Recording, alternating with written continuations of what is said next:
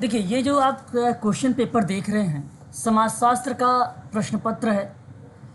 और पहले UGC net में, चाहे वो समाज कार्य हो या सोशल वर्क या सोशोलॉजी हो, यानी समाजशास्त्र हो, तो वो दो पेपर हुआ करता था, प्रश्न पत्र सेकंड और प्रश्न पत्र तृतीय।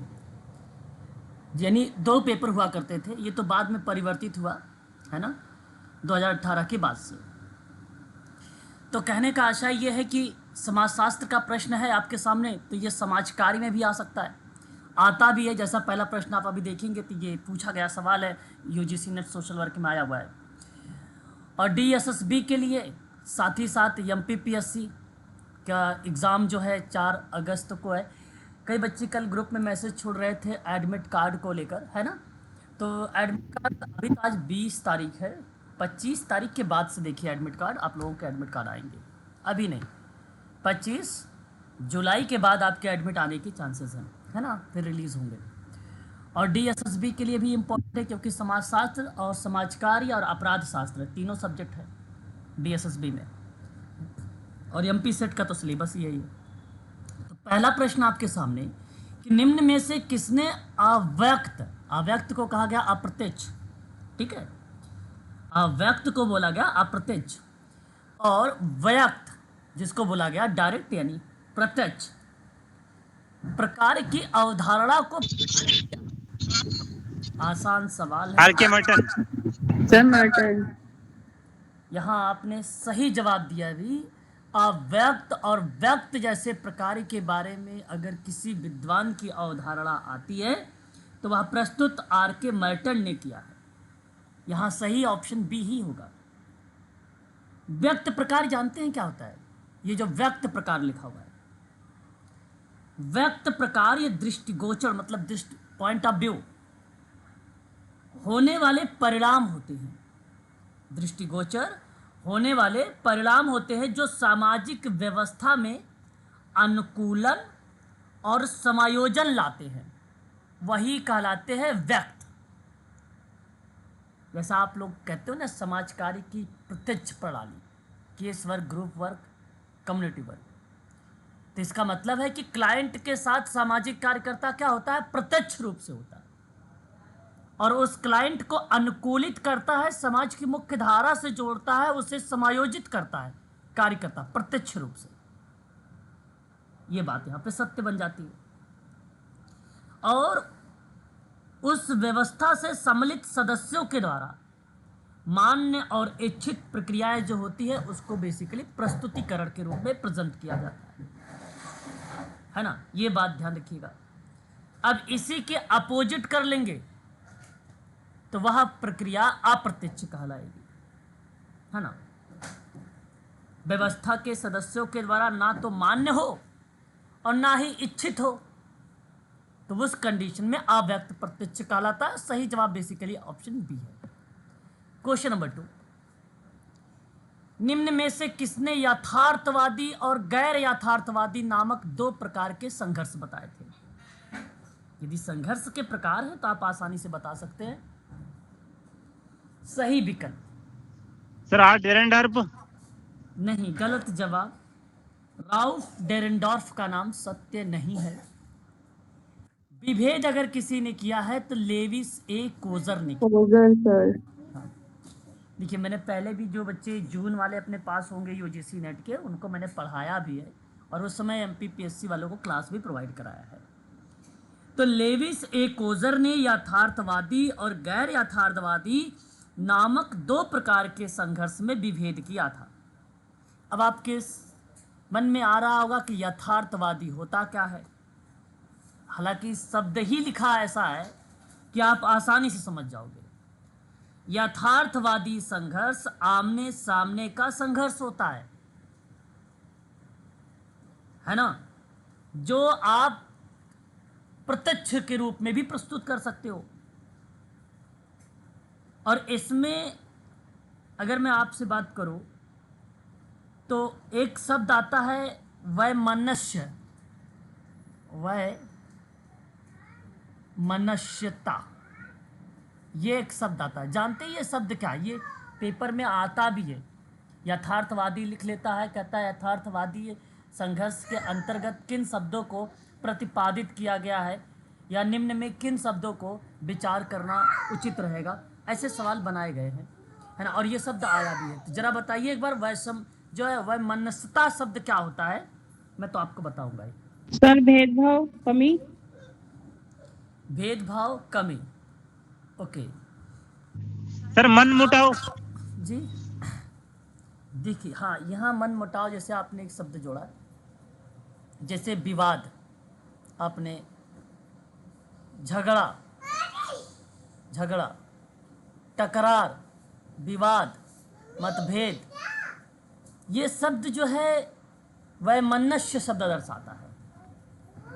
तो आमने सामने का संघर्ष क्या होता है, विवादित होगा। आमने सामने का अगर मैं संघर्ष की बात करूंगा तो परिप्रेक्ष्य में क्या बनेगा, झगड़ा ही बनेगा, है ना। अनबन होगी, मतभेद होगा, असहमति होगी, इन शब्द को ये प्रस्तुत करता है ना। वहीं एक शब्द आपके सामने आता है गैर यथार्थवादी। ये संघर्ष में विवाद धीरे धीरे बढ़ता है। गैर संघर्षवादी में अगर हम गैर यथार्थवादी संघर्ष की बात करेंगे तो उनमें विवाद धीरे धीरे बढ़ता है, उसमें संघर्ष का रूप धारण करने की संभावना होती है और नहीं भी होती है। कहना उचित नहीं है कि संघर्ष होगा, और यदि संघर्ष हुआ तो वो संघर्ष बढ़ेगा यथार्थवादी से उच्च कंडीशन पर, है ना। पॉसिबिलिटी ये भी है कि गैर यथार्थवादी में विवाद झगड़ा नहीं भी होगा, है ना। और लेवी से कोजर के अनुसार प्रत्येक समाज में संघर्ष अनिवार्य है, इनका ये स्टेटमेंट भी है। सही विकल्प ऑप्शन नंबर बी आपका यहाँ पर होगा, ठीक है। क्वेश्चन नंबर नेक्स्ट, समग्र एवं उपसमग्र में संख्यात्मक प्रतिनिधित्व को ना मानते हुए निम्न में से कौन सी प्रतिदर्श प्रणाली में, प्रतिदर्श मतलब सैंपल, है ना, प्रणाली में इकाइयों की समान संख्या का चयन प्रत्येक उपश्रेणी में किया जाता है। देखिए, अगर आप लोगों ने रिसर्च मेरे से पढ़ा है सैंपल को लेकर तो आप आसानी से कर सकते हैं। डीएसएसबी को भी करवा दिया गया है और एमपीपीएससी को भी करवा दिया गया है। जून वाले जो बच्चे यूजीसी के हैं उनको भी करवा दिया गया है। जवाब बताइए, आसान सवाल है ना, पेपर फर्स्ट में भी आ सकता है ऐसे सवाल।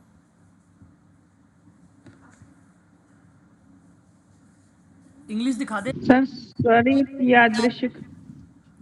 सर आनुपातिक। एक बार इंग्लिश भी देखेंगे तो आपको और आसानी होगी, है ना। आपके सामने देखिए, यहाँ आपसे कहा गया कि एक फॉलोइंग सैंपल मेथड है, ठीक है। कहा कि equal number of unit are selected from each subs, जो है सब्स स्टैम्प्ड रिगार्डनेस के आधार पे या रिगार्डनेस लेस के आधार पे बात किया गया कि भाई स्ट्रेंथ इन पॉपुलेशन एंड सब पॉपुलेशन, मतलब समग्र और उप समग्र में संख्यात्मक प्रतिनिधित्व हो रहा है ना। कहा कि ना तो वो बेसिकली निम्न में से कौन सी ऐसी प्रतिदर्श प्रणाली में इकाइयों की समान संख्या का चयन प्रत्येक उपश्रेणी में किया जा सकता है। किसी बच्चे ने अभी जवाब दिया था ऑप्शन नंबर डी को लेकर, है ना, गैर अनुपातिक अस्तरित यादृच्छिक जो है सैंपल। इस दृष्टिकोण में अगर मैं आपसे बात करता हूं तो ये शब्द हमें यहीं देखने को मिलते हैं और यही जवाब आपका यहाँ पर जो है सही भी माना जाएगा, ठीक है।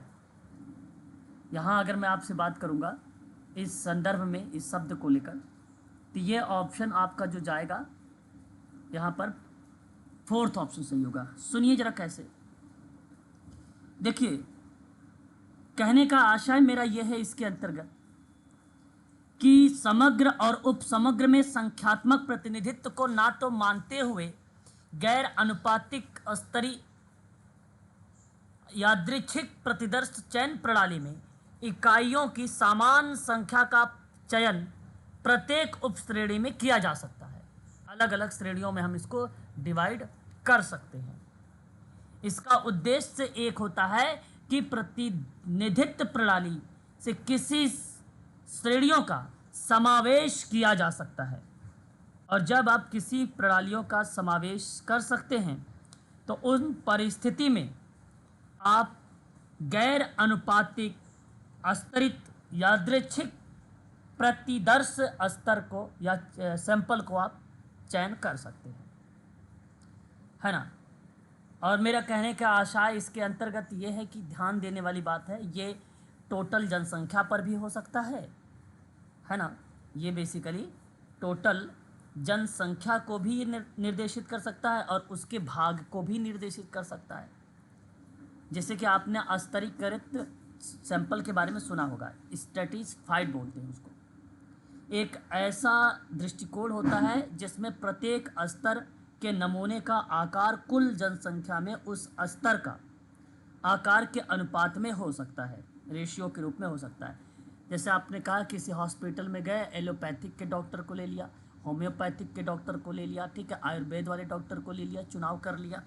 ये क्या अपने स्तर के आधार पे वहाँ पे उनके आकारों को डिवाइड कर रहे होते हैं। तो हम रेशियो के रूप में दर्शा सकते हैं कि भाई यादृच्छिक अनुपात में जो है आधार पे अगर हम बात करें तो एलोपैथिक के डॉक्टर इतने रेशियो में है, आयुर्वेदिक के डॉक्टर इतने रेशियो में है ना। तो ये बेसिकली समग्र और उपसमग्र।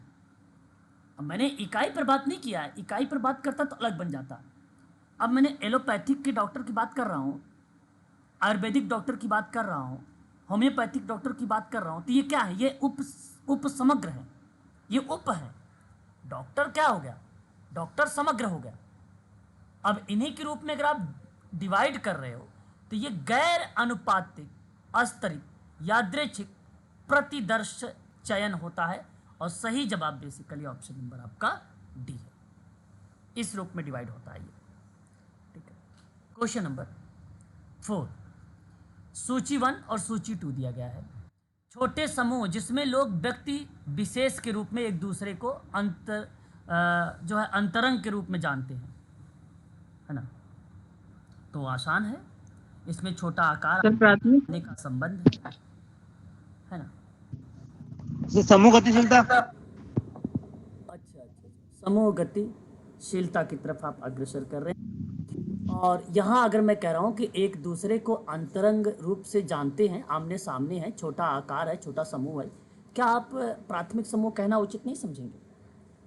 जहाँ बेसिकली छोटा आकार, आमने सामने का संबंध, अनौपचारिक संबंध की प्रगाढ़ता इत्यादि के लक्षण दिख रहे हैं, तो क्या दिख रहे हैं? प्राथमिक समूह ही तो दिख रहे हैं, इसलिए सेकंड होगा। और अन्य समूह के सदस्य की स्वीकृति अथवा अंतरंगता की मात्रा की बात कर रहा है ना। तो आप इन परिप्रेक्ष्य में सामाजिक अंतर को दर्शाएंगे, क्योंकि अन्य जो समूह है उनके सदस्यों की स्वीकृति अथवा अंतर जो है अंतर्गता शब्द आप रिलेट कराएंगे। यहाँ पे शब्द क्या बनेगा? अंतर्गता शब्द बनेगा। और इन दृष्टिकोण से अगर मैं बात करता हूं तो सामाजिक अंतर बनेगा आपका। क्या बनने वाला है? सामाजिक अंतर। अंतर्गता का मतलब बेसिकली एक ऐसा शब्द है जो ये दर्शाने की कोशिश करता है या किसी भी अस्पष्ट की कमी को दर्शा दे या बिना सुझाव की नाजुकता पर बल दे दे, उस कंडीशन को अंतर्गता कहा जाता है ना। संकेत देता है एक प्रकार से। अंतर्गता का अर्थ बेसिकली अंतरंग होने की स्थिति होती है, और अंतरंग का मतलब होता है किसी अन्य व्यक्ति या समूह के साथ घनिष्ठ, परिचित और आम तौर पर स्नेही या प्रेम पूर्वक व्यक्तिगत संबंध अंतर्गता को दर्शाता है। निकटता, गर्मजोशी, परिचितता, स्नेह, प्रेम जैसा शब्द अंतर्गतता को दर्शाता है। अन्य समूह शब्द लिखने की वजह से ये सामाजिक अंतर को प्रस्तुत कर देता है। और सही जवाब ऑप्शन नंबर आपका यहाँ पर जो पॉइंट जा रहा है थर्ड वाला सही बन जाएगा। हमारे निर्णयों और कार्यों के लिए आदर्श अथवा मार्गदर्शक के रूप में स्वीकृत कोई समूह, कोई समूह, तो इन दृष्टिकोण में संदर्भ समूह बन जाएगा, है ना। हमारे निर्णय और कार्यों के लिए आदर्श अथवा मार्गदर्शक के रूप में स्वीकृति की बात अगर कर रहा हूं तो क्या परिप्रेक्ष्य बन सकता है, वह परिप्रेक्ष्य संदर्भ समूह बनेगा, जैसा हम बनाना चाहते हो, है ना। मार्गदर्शन के रूप में स्वीकार कोई समूह जिसके जैसा हम बनाना चाहते हैं, तो वही संदर्भ समूह बन जाता है। और लघु समूह के बीच में परस्पर क्रिया का वैज्ञानिक अध्ययन क्या कहलाएगा? वैज्ञानिक अध्ययन है तो गतिशीलता बनेगी, है ना, डायनेमिक प्रोसेस बनेगा ही बनेगा। तो सही ऑप्शन यहाँ पर क्या जाएगा? प्लीज़ एक बार जवाब बताइएगा आप लोग। क्वेश्चन नंबर 4 का ऑप्शन का चुनाव करिएगा।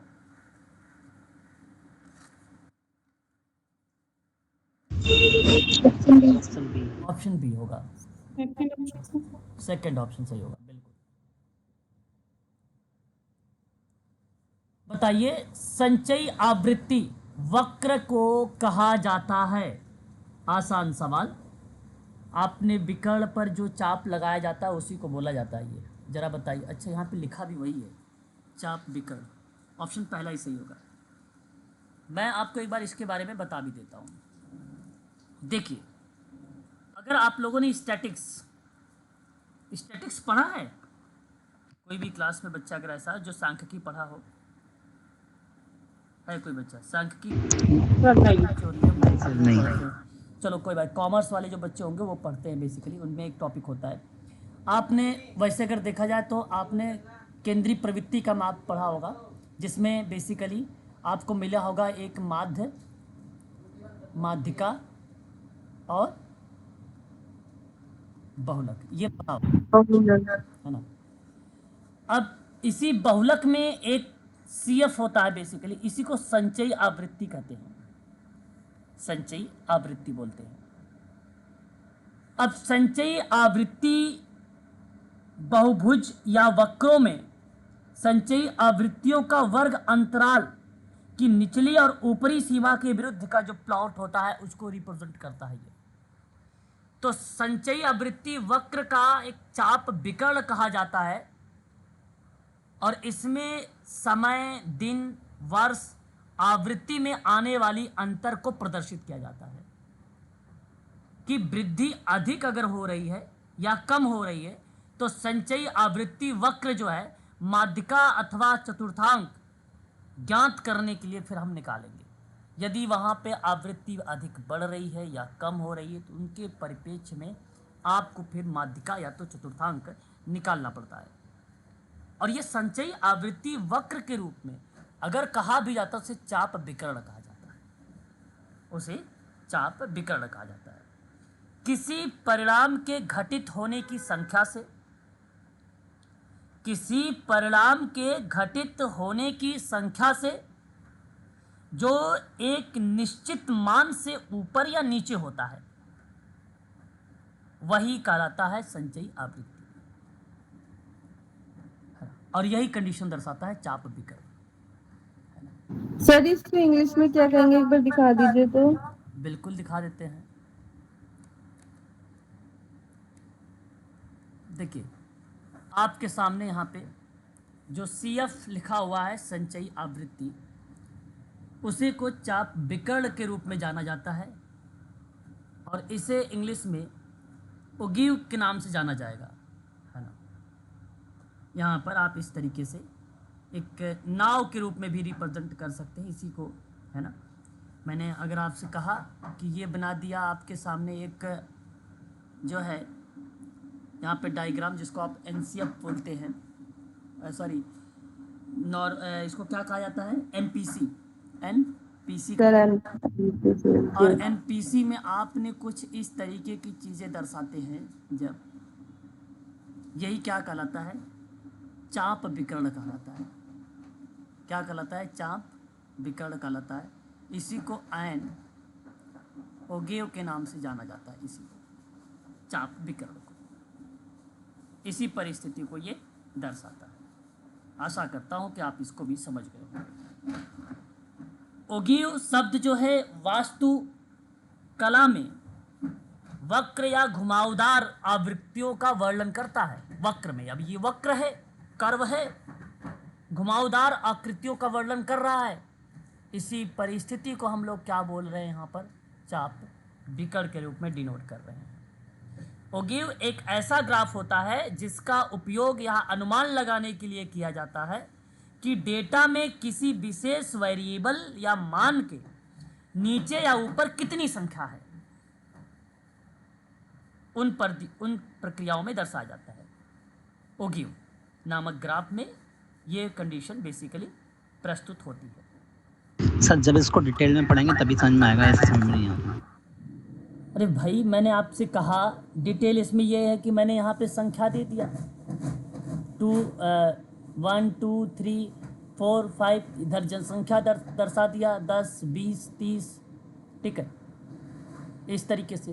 अब 2001 में, 2002 में, 2003, 2004, 2005 में कितनी जनसंख्या में बढ़ोतरी हो रही है, फिर उसमें घटा है तो आप इधर नीचे करेंगे, फिर उससे घटा है, फिर उससे घटा है, ये घटाने की प्रक्रिया में लाके आ रहे हैं। संख्या बढ़ भी सकती है, यहाँ पे मान लीजिए बढ़ी, फिर घटी, फिर बढ़ा, फिर घटा, इस तरीके से, और घट गया, फिर बढ़ गया, फिर घट गया। ये क्या है, ये संख्या को दर्शाने, वो भी इसी को बोला जा रहा है, इसी को बोला जा रहा है। ये जो मैंने सर्कल बनाया यहाँ पे जो आप देख रहे हैं, ये इसी को बोला जाता है चाप विकर्ण। ये चाप विकर्ण के नाम से जाना है और ये संचयी आवृत्ति में देखने को मिलता है। ये संचयी आवृत्ति में देखने को मिलता है ना। ये कम भी होता है और बढ़ भी सकता है, ये बात ध्यान रखना है। संचयी आवृत्ति को बेसिकली ये जो वाई एक्स है, एक्सिस है, और ये जो एक्स एक्सिस है, इसको ध्यान रखना है, ठीक है। ये ऊर्ध्वाधर होता है वाई वाला, क्षैतिज होता है एक्स वाला, ठीक है। अब प्रत्येक उच्च वर्ग की सीमा के विरुद्ध संचयी आवृत्ति के प्लॉट होते हैं और ये सतत होते हैं, लगातार होते हैं। इसका प्रयोग इसी तरीके से किया भी जाता है, ठीक है। इतनी बात आपको समझ में आई, बताइए। कहो तो एक क्वेश्चन के माध्यम से समझा दूँ, लेकिन टाइम ज़्यादा लग जाएगा, हालांकि इतना ज़्यादा है ना। सर इसके दोनों पॉइंट है वो भी थोड़ा थोड़ा बता दीजिए।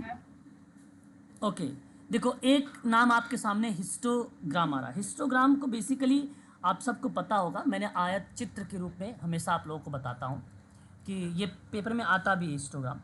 सांख्यिकी में हिस्टोग्राम डेटा का वितरण जो है ग्राफिकल प्रतिनिधित्व होता है, ये ग्राफिकल होता है, आपको मालूम है। हिस्टोग्राम को एक दूसरे से सटे आयत होते हैं, जो उम्मीद है कि आपको शायद अब याद आ रहे होंगे कि इस तरीके से जो है हिस्टोग्राम बेसिकली बनाए जाते हैं, है ना। इस तरीके की चीज़ें जो है बेसिकली रिप्रेजेंट होती है, और हाँ जी सर, है ना। तो हिस्टोग्राम को एक दूसरे से सटे आयत को बनाया जाता है, दर्शाया जाता है। सांख्यिकी गणित की एक धारा होती है जिसका उपयोग विभिन्न क्षेत्रों में भी हम इसका यूज़ करते हैं, हिस्टोग्राम का, है ना। तो ये निरंतर वर्गों के साथ सामूहिकृत होता है एक प्रकार से उनके साथ। अच्छा, इसका प्रयोग कैसे किया जाता है मैं बता दूं। डेटा संख्यात्मक होना चाहिए, है ना, ये चीज़ ये ध्यान रखिएगा। और डेटा वितरण के लिए आकार की जांच करने के लिए हिस्टोग्राम का उपयोग आपको करना पड़ेगा। जांच के उपयोग के लिए बेसिकली क्या प्रक्रिया की अवधि से दूसरी अवधि में बदल रही है, तो यहाँ पे घटाव और बढ़ाव जैसी कंडीशन बनेगी, ऐसा भी होना चाहिए इसके अंतर्गत हिस्टोग्राम में। इसका उपयोग विश्लेषण करने के लिए किया जाता है, किसी चीज़ को आप विश्लेषण कर रहे हो तो किया जाता है। कई प्रक्रिया जो है क्लाइंट की ना आवश्यकताओं को पूरा कर देती है ये, इसलिए विश्लेषण के दौरान ये चीज़ें रिप्रेजेंट होता है हिस्टोग्राम में।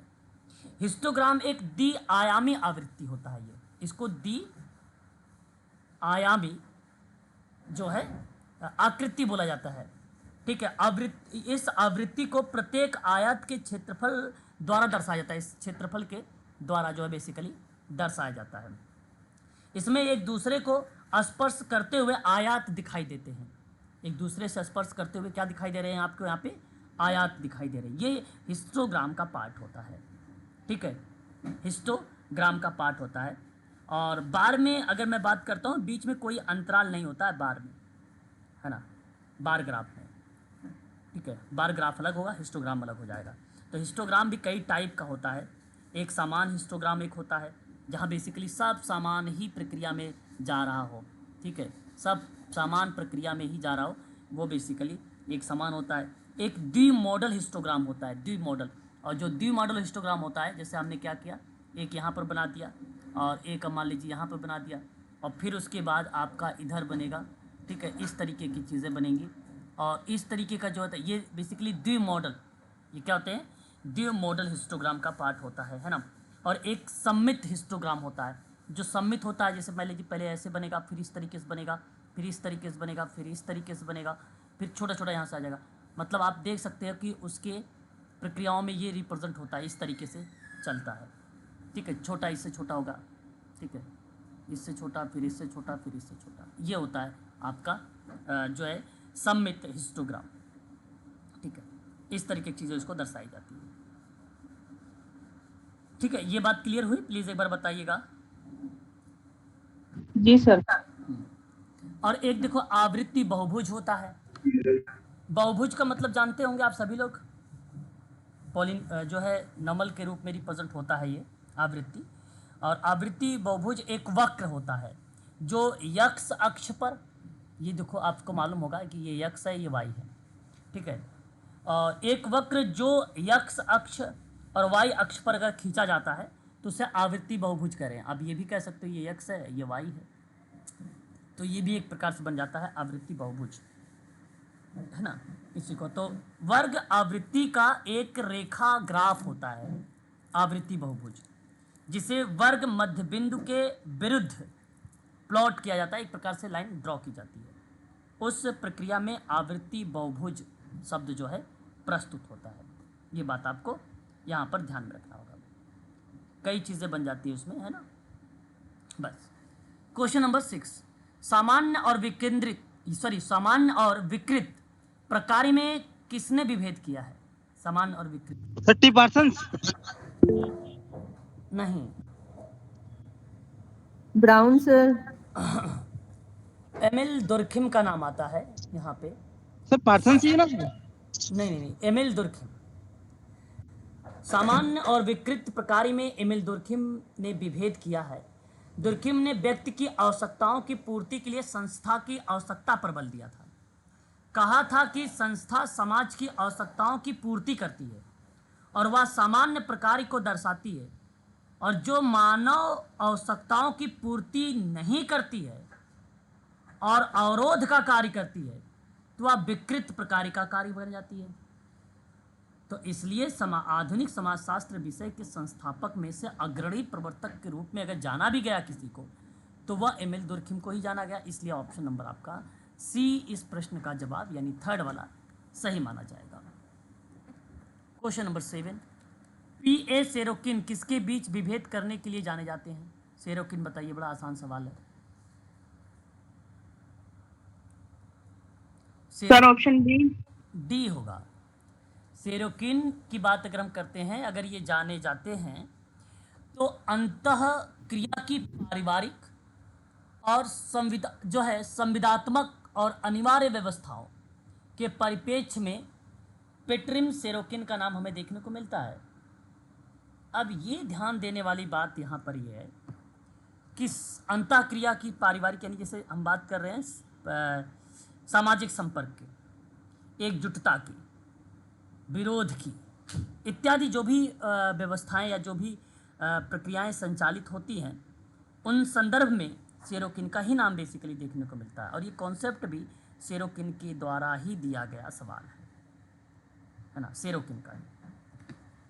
सेरोकिन ने समाजशास्त्र में अगर मैं बात करता हूँ, एक ऐसे विद्वान हैं जो इनसे परीक्षा में सवाल, चाहे वो यूजीसी नेट का हो, चाहे वो एमपीपीएससी डीएसएसबी हो, उनमें इनसे सवाल पूछे ही जाते हैं। ये एक विचारात्मक, वास्तविकता, आध्यात्मिक और अमूर्त जैसी प्रक्रियाओं पर ये विचार विमर्श करते हैं।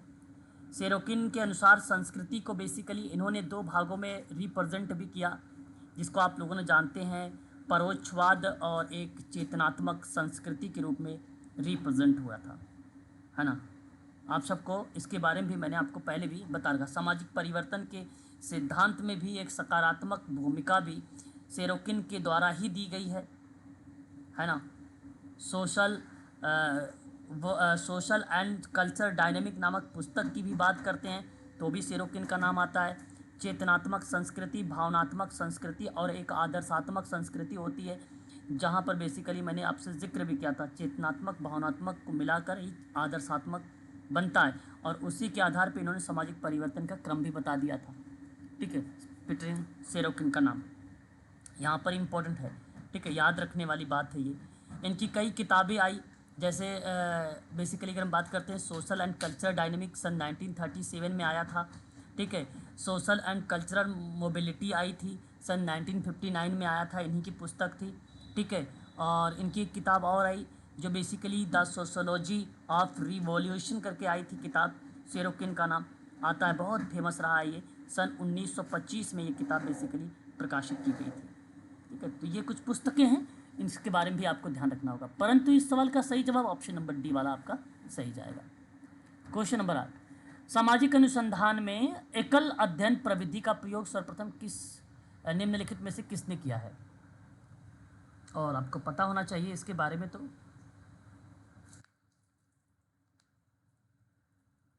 Sir Spencer.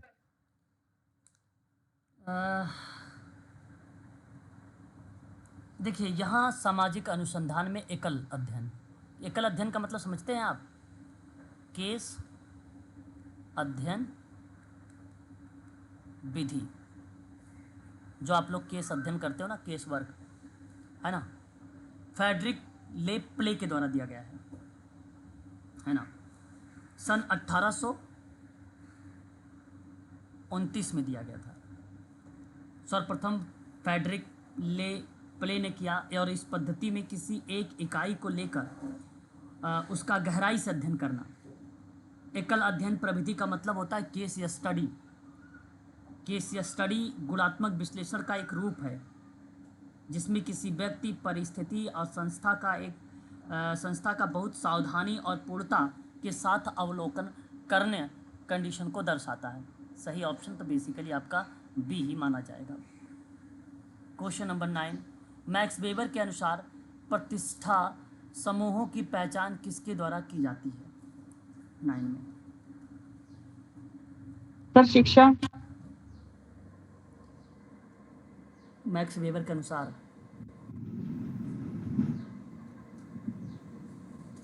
जीवन शैली। जी सर जी। प्रतिष्ठा समूहों की पहचान जीवन शैली के द्वारा की जाती है ना, और जीवन शैली व्यक्ति की उपयोग क्षमता पर आधारित होती है। जो जितनी अधिक समृद्धि उपभोग शैली का उपयोग करता है, उसकी प्रतिष्ठा उतनी ही अधिक होती है। और एक समान आवास, शिक्षा, व्यवसाय आदि के लोग अपने एक अलग समूह का निर्माण कर लेते हैं। अतः मैक्स वेबर के अनुसार आप यहाँ पे सही जवाब जीवन शैली को ही लगाएं, ये बेटर रहेगा। निम्नलिखित में से कौन सी परिस्थिति जो है समाजशास्त्री समझ की अवधारणा नहीं आता है, समझ में नहीं आता है? अहम, ईगो। अहम परिस्थिति की समाजशास्त्रीय समझ की श्रेणी में नहीं आता है, क्योंकि अहम ना व्यक्ति के व्यवहार का तार्किक पक्ष है। सामाजिक परिस्थिति का आशय है सामाजिक संबंधों में व्यक्ति की स्थिति। अहम संस्कृत भाषा का शब्द है, और इसमें व्यक्ति स्वयं के बारे में ही ना ज्ञान अर्जित करता है, और यह क्रिया कहलाती है बेसिकली परिस्थिति के पार्ट में नहीं आती है अहम। बाकी श्रेणी, प्रतिष्ठा, जीवन शैली आपका इन्वॉल्व हो जाएगा। ऑप्शन सी आपका यहाँ पे सही होगा।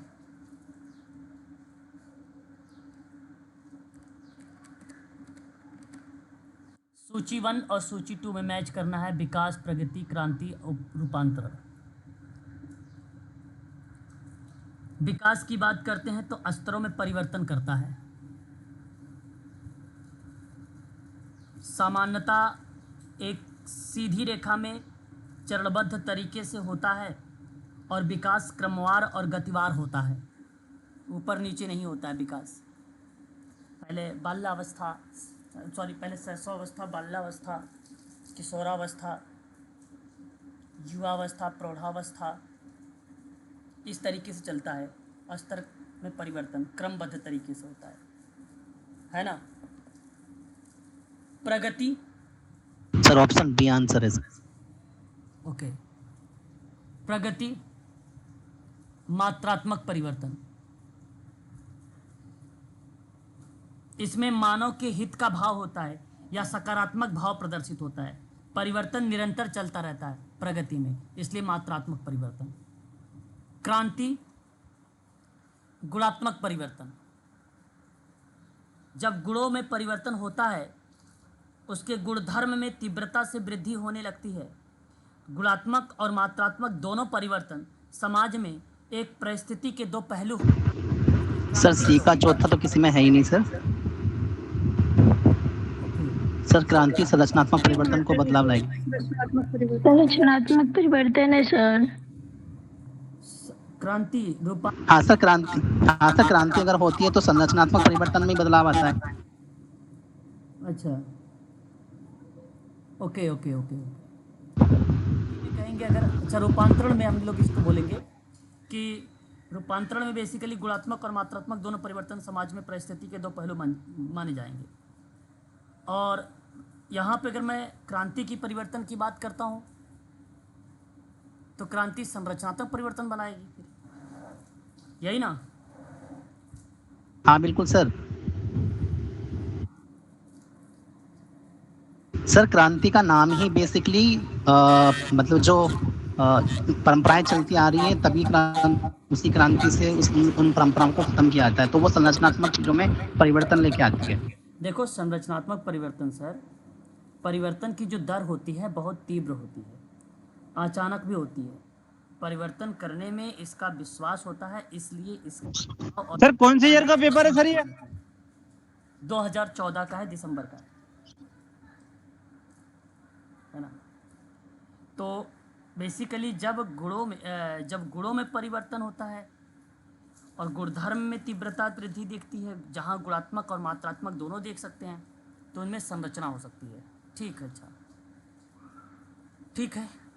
अभी वाला ऑप्शन देखो कहीं मैच हो रहा है। अच्छा, पहले का 2 है, फिर दूसरे का ऑप्शन बी में बी सर, और तीसरे का 1, चौथे का 4। बी ऑप्शन है, सही करो। बी ऑप्शन आपका सही जाएगा यहाँ पे। ठीक है, तो बी ऑप्शन सही कर लीजिए। ठीक है, एक समुदाय के अंतर्गत संबंध होते हैं, बताइए कैसा संबंध होना चाहिए एक समुदाय के अंतर्गत? सर अंतरंग और अर्जित।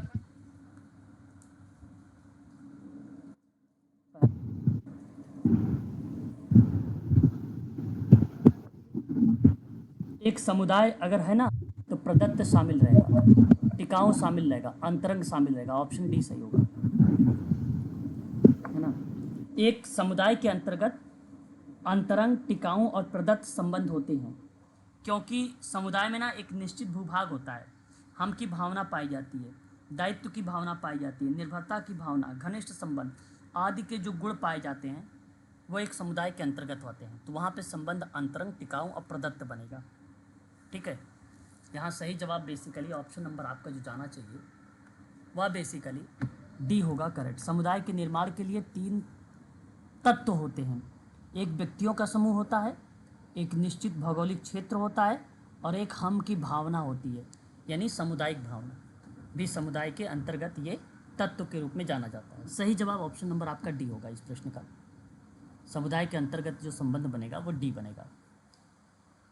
निम्नलिखित में से कौन से समिति के तत्व हैं? समिति संविदात्मक, व्यक्तिपरकता और गणनात्मक संबंध, ये तत्व हैं। समिति में ऐच्छिक सदस्यता, अस्थायी 2 या 2 से अधिक व्यक्ति, लक्ष्य प्राप्त करने के लिए कुछ नियम, सहयोग की प्रधानता इत्यादि की जो प्रकार हैं या जो गुण हैं वो पाए जाते हैं समिति में। वर्तमान समाज में सार्वजनिक जीवन, व्यापार, विज्ञान, बाजार इत्यादि संबंधित विभिन्न हितों की सुरक्षा के लिए बनाए गए जो नियम है, जो संगठन का ढंग है और औपचारिक तरीके हैं जिन समूहों का गठन किया जाता है, उन्हीं कंडीशन को ही बेसिकली समिति कहा जाता है। और समिति में संविदात्मक, व्यक्तिपरकता और गणनात्मक संबंध पाया जाता है। देखो, समिति में कभी भी प्रतिस्पर्धा नहीं पाई जाएगी। समिति कुछ समय के लिए बनाई जाती है। जैसे आप लोगों को मैंने कई बार बता चुका हूँ, मान लीजिए कोई प्रोग्राम है और उस प्रोग्राम के लिए आपने एक समिति बनाया, किस लिए? चंदा जुटाने के लिए। जब ये प्रोग्राम समाप्त होगा तो समिति क्या हो जाएगी? रद्द हो जाएगी, यानी अस्थायी तरीके से वो बंद हो जाएगी समिति। फिर वो प्रोग्राम आएगा तो फिर समिति आ जाएगी और फिर चंदा जुटाना शुरू कर दिया जाएगा। इसलिए प्रतिस्पर्धा और दीर्घकालिक संबंध या अवैयक्तिक संबंध नहीं होता है कभी भी समिति, है ना। व्यक्तिगत हो सकता था लेकिन दीर्घकालिक नहीं होता है, क्योंकि ये थोड़े समय अल्पकालिक के लिए होता है, जब तक प्रोग्राम चलेगा। दुर्गा पूजा हो गया, दीपावली हो गया, गणेश चतुर्थी हो गया इत्यादि के समय ये जो है एक समिति वगैरह उभर के आती है, जहाँ चंदा वगैरह जुटाया जाता है। मैं एक एग्जाम्पल के माध्यम से समझा रहा हूँ। इसलिए दीर्घ अवधि के लिए नहीं होता है कभी भी, भावनात्मक भी नहीं होता, स्वतः पूर्ति भी नहीं होता। लेकिन यहाँ देखो, गणनात्मक संबंध, व्यक्तिपरकता, संविदात्मकता शब्दों को रिप्रेजेंट कर देता है बी वाला। सर गणनात्मक संबंध क्या होगा जो गिने जा सकते हैं? गणनात्मक संबंध में बेसिकली जैसे हम कोई पर्टिकुलर सदस्य का नाम लेते हैं तो उस कंडीशन में सदस्यों की संख्या वगैरह के आधार पे बताया जाता है ना, कि वहाँ पर बेसिकली संख्या आधार पर शब्दों को दर्शा सकता है कि समिति में कितने सदस्य हैं, समिति के लोग कितने लोग जुड़े हुए हैं, है ना। उन शब्दों में इसको जो है गणनात्मक संबंध बताया जाता है। ये गणनात्मक संबंध उसी को कहा जाता है जो सदस्य उसके साथ इन्वॉल्व हैं। सर संविदात्मक भी बता दीजिए थोड़ा सा। संविदात्मकता का मतलब क्या होता है? ये जैसे आपने कॉन्ट्रैक्ट बेस पे रखे गए हो, फिर उसके बाद आपका 1 साल का है, सारी चीज़ें रखी गई है, फिर 1 साल बाद वो समाप्त हो जाएगा, है ना। जैसे संविदात्मक क्या अस्थाई पार्ट होता है। ये मैंने वही बताया ना आपको कि अस्थाई नहीं है। आप जब तक वो प्रोग्राम है तब तक रहेगा, फिर प्रोग्राम ख़त्म होने के बाद क्या हो जाएगा? वो चला जाएगा। तो ये संविदात्मक शब्द इसी को कहा जाता है एक प्रकार से, है ना। समझे? जी सर। क्वेश्चन नंबर 14 देखिए। भारतीय समाज के अध्ययन में भारत विदा परिपेक्ष का उपयोग करने के लिए कौन जाने जाते हैं? भारत विदा D option. Sir GS Ghurye और लुइस ड्यूमा। जीएस बिल्कुल, आपने अगर सर। कहा कि ए जीएस और गुरिये बी। का नाम और लुई ड्यूमा का नाम, तो आपने मुझे सही जवाब दिया है। भारतीय समाज के अध्ययन में भारत विदा परिपेक्ष का उपयोग करने के लिए जीएस घुरई और लुइस ड्यूमोंट जाने जाते हैं। भारतीय समाजशास्त्र में इंडोलॉजिकल सैद्धांतिक उपागम के संबंध में अगर हम बात करते हैं तो समाजशास्त्री जीएस घुरई महोदय बहुत ही फेमस हुए थे। और जब भारतीय जाति व्यवस्था का विश्लेषण के रूप में आया तो वहाँ पे लुइस ड्यूमा ने एक किताब लिखा था, होमो हायरार्किक्स करके। मैंने कई बार आपको दिखाया भी, ये सोशियोलॉजी में बहुत फेमस किताब है। होमो हायरार्किक्स में भारतीय जाति व्यवस्था का विश्लेषण इसी परिप्रेक्ष्य पर आधारित था।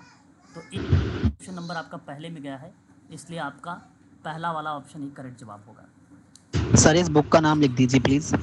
बिल्कुल लिख देंगे, होमो हायरार्किक्स, है ना। बहुत ही फेमस पुस्तक रही है ये, और परीक्षाओं में ये सवाल जो है पूछा भी कई बार गया है। ठीक है, क्लियर रहेगा। किसकी बुक है सर?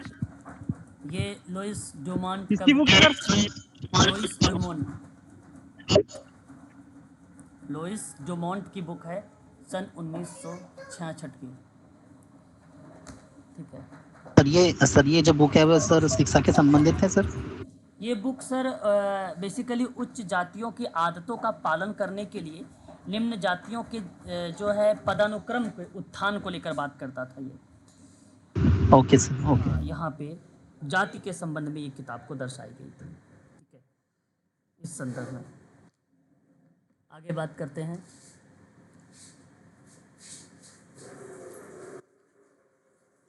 निम्नलिखित समाजशास्त्री में कौन सा समाजशास्त्र जो है फ्रांसीसी संप्रदाय से संबंधित नहीं है?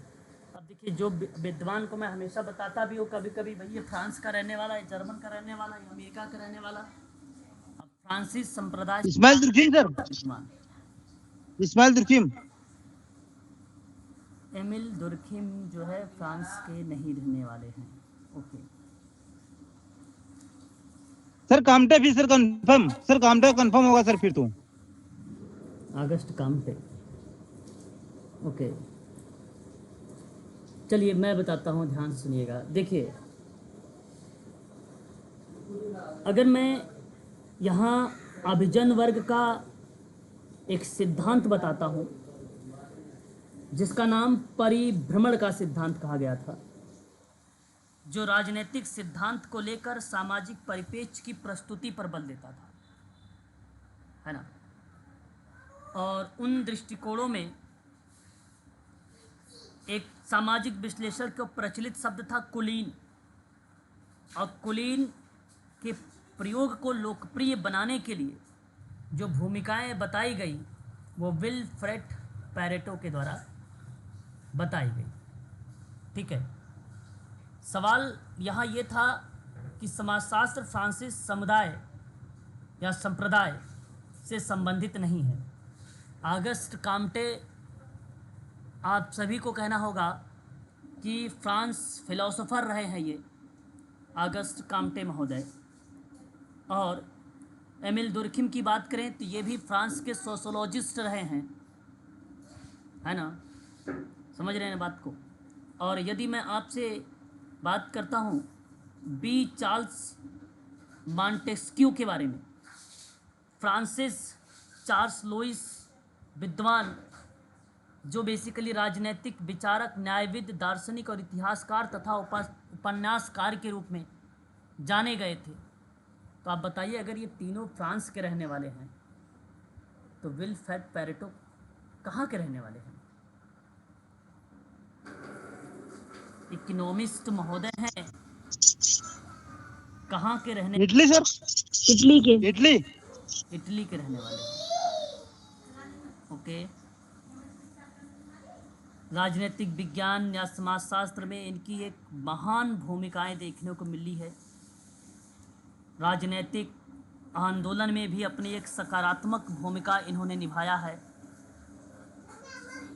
विल्फ्रेड पैरेटो महोदय समाजशास्त्र में फेमस पर्सन के नाम से जाने जाते हैं। और मैं आप लोगों से यहाँ पे कहूँगा कि आप सभी लोग, किसी बच्चे ने इटली का जवाब दिया है। स्विट्ज़रलैंड कहाँ पड़ता है? पेरिस कहाँ पड़ता है? पेरिस। सर पेरिस तो यूरोप में पड़ता है सर। हाँ, लेकिन इनकी जितनी भी प्रक्रियाएं बेसिकली रही हैं वो सभी क्रियाएं स्विट्ज़रलैंड की रही हैं। जेनेवा स्विट्ज़रलैंड कहाँ पर पड़ता है भाई? स्विट्ज़रलैंड, जिनेवा स्विट्ज़रलैंड के रहने वाले ये पर्सन है। सारा प्रोसेस इनका स्विट्ज़रलैंड पर बेस्ड था, विल्फ्रेड पैरेटो का, है ना। तो मैं आप लोगों से कहूँगा कि यहाँ पे ये अलग हैं, बेसिकली फ्रांसिस संप्रदाय के अंतर्गत नहीं आए। कुछ बच्चों ने बेसिकली पैरेटो का नाम बताया इटालियन के रूप में, तो इनके पेरेंट्स जो है इटालियन थे, उनके आधार पे भी यहाँ पर ये ऑप्शन को एलिमेंट किया जा सकता था। लेकिन प्रोसेस की बात करते हैं, जेनेवा में स्विट्ज़रलैंड का नाम इनका देखने को मिल जाता है ना। तो आप ध्यान रखेंगे, ऑप्शन अलग अगर एलिमेंट हुआ है तो वो डी वाला हुआ है, डी वाला ही आपका सही जवाब जाएगा यहाँ पर। ठीक है, अभी कथन एक सवाल आ गया है कि भारतीय राजनीति में दलों द्वारा अपनी उपस्थिति दर्ज कराना दलित असीमता में बदल गया। अब सवाल आपको पता होना चाहिए, एक एक शब्दों के बारे में जानना अत्यंत आवश्यक है। जब तक आप जानेंगे नहीं तब तक आप कर नहीं पाएंगे। असीमता एक शब्द यहाँ पर शामिल किया गया जो कहा कि असीमता में बदल गया। असीमता में बदल गया मतलब गौरव, आत्मसम्मान प्रकृति में बदल गया। गौरव, आत्मसम्मान व प्रकृति में बदल गया। क्या ये स्टेटमेंट आपका सही है? भारतीय राजनीतिक दल दलितों के द्वारा अपनी उपस्थिति दर्ज कराना, दलित जो है आंसर राइट है। आत्मसम्मान में बदल गए, प्रकृति में बदल गए। इस तरीके की आज के समय में भी बात किया जाए तो यह परिपेक्ष आपका सत्य की तरफ उल्लेख करता है, और ये बात सत्य है। क्योंकि बदलना एक प्रकार से अगर मैं बात करूँ तो मोबिलिटीज़ है, गतिशीलता शब्द है। तभी तो ऐसा हुआ। जब तक डायनेमिक चीज़ें नहीं हुई होंगी तो कैसे बदला होगा, ये चीज़ें दर्शाती है। फिर कहता है दलितों के राजनीतिकरण में उसके सामाजिक गतिशीलता का प्रादुर्भाव हुआ था। देखिए बिल्कुल सही जवाब ये भी है। क्या यहाँ पर आप कहना उचित समझेंगे, व्याख्या हो रही है या नहीं हो रही, बताइए आप ये केवल। सर हो रही है। बिल्कुल भारतीय राजनीतिक में दलितों को द्वारा अपनी उपस्थिति दर्ज कराने दलित अस्मिता में बदल गया। दलितों ने राजनीतिकरण में उनमें सामाजिक गतिशीलता का प्रादुर्भाव हुआ और राजनीतिकरण का एक प्रदर्शन हुआ। भारतीय समाज में जाति का महत्व बढ़ गया, इसका दखल राजनीति में हो गया था और इसी की जाति का प्रतिशत जितना ज़्यादा होगा राजनीति में उसका महत्व भी उतना ही ज़्यादा होगा, क्योंकि जाति अब वोट बैंक में बदल चुकी है। आपके आज के समय में देखा जाए तो ऐसी बातें हम देखते हैं। अपनी स्थिति को बढ़ाने के माध्यम से ये क्रियाएं जो बेसिकली बन चुकी हैं। अतः आप विकल्प ए का ही चुनाव करें, क्योंकि ए आर दोनों सही है, आर ए की सही व्याख्या भी है। ठीक है, ये बात ध्यान रखिए। जाति किसका एक उदाहरण है? Sir D. जाति, ओके। जाति आप कह रहे सर हैं प्रदत्त डी डी डी भूमिका प्रदत्त संघर्ष। प्रदत्त भूमिका संघर्ष कैसे हो सकती है? जाति प्रदत्त परिस्थिति का ही उदाहरण है। जाति एक प्रदत्त परिस्थिति है, क्योंकि हमें जन्म से ही मिल जाती है ना। जाति तो जन्म से मिल जाती है, इसका स्वरूप बंध का होता है। जाति में पवित्रता अपवित्रता का भाव होता है। प्रदत्त परिस्थिति वंश हो गया, लिंग हो गया, राष्ट्रीयता हो गया, शारीरिक संरचना हो गया, उम्र हो गया, वो चीज़ें मिलती है हमें प्रदत्त में। और एक अर्जित होता है जो बेसिकली शिक्षा हो गया, है ना, शिक्षा हो गया, उन कंडीशन की बात करते हैं तो वो अर्जित होती है। जरा एक बार लगाना चाहिए। ठीक है, ये चीज़ आप ध्यान रखना। ठीक है, यहाँ पे सही जवाब ऑप्शन नंबर आपका डी होगा। The death of the family पुस्तक है, ये किसके द्वारा लिखी गई, ये आपको बताना है। WJ गुडे। Option C. देखिए या तो सी होगा या तो डी होगा, ये चीज़ ध्यान रखिएगा आप लोग, है ना। देखिए मैं आपको बता रहा था कि ये किताब किसकी है। परिवार के बारे में अगर जनक के लेकर कोई बात करने वाला नाम आता है तो गुड्डे एंड जो है मर्डोक का नाम आता है। ये बात मैंने आपको बताया भी है। एकल पालक परिवार हो जाए, पेपर में आया यूजीसी नेट में, पालक परिवार के रूप में मर्डोक का नाम आ जाता है। परिवार को डिफाइन करने में, उसकी डिफाइन प्रक्रियाओं को दर्शाने में WJ गुड्डे का नाम आ जाता है। The death of the family की बात करता हूँ तो डी कपूर का नाम आता है। ऑप्शन नंबर बी आता है, ऑप्शन नंबर बी आता है। ठीक है, और इन्होंने परिवार का निरर्थक संस्था बताया था, स्वयं को उसके सदस्यों को अपनी व्यक्तिगत पहचान बनाने को रोकता है। डी कपूर की एक मनोचिकित्सक और सिद्धांतवादी थे जिनका जन्म दक्षिण अफ्रीका में हुआ था, है ना, और मनोरोग विरोधी आंदोलन में प्रसिद्ध ये एक अग्रणी विचारक के रूप में आए थे। और मैं आपको बता दूं कि इन्होंने सिजोफ्रेनिया के उपचार पे एक सकारात्मक भूमिका निभाया है। सिजोफ्रेनिया के उपचार पर, सिजोफ्रेनिया के उपचार पर, है ना। तो ये चीज़ें ध्यान देने वाली है, काफ़ी इम्पॉर्टेंट ये पुस्तक है the death of the family करके। और ये इस किताब में अगर हम बात करते हैं तो पारिवारिक स्थिति की अवधारणाओं को, संरचनाओं को जो है एक प्रकार से जिक्र किया गया है इस किताब में। और ये किताब सन 1988 में रिप्रेजेंट की गई थी। समाजशास्त्र की एक परिप्रेक्ष्य द्वारा पहचान है जो निम्नलिखित में से किसको पूर्व भूमि में रखा जाता है। पूर्व भूमि में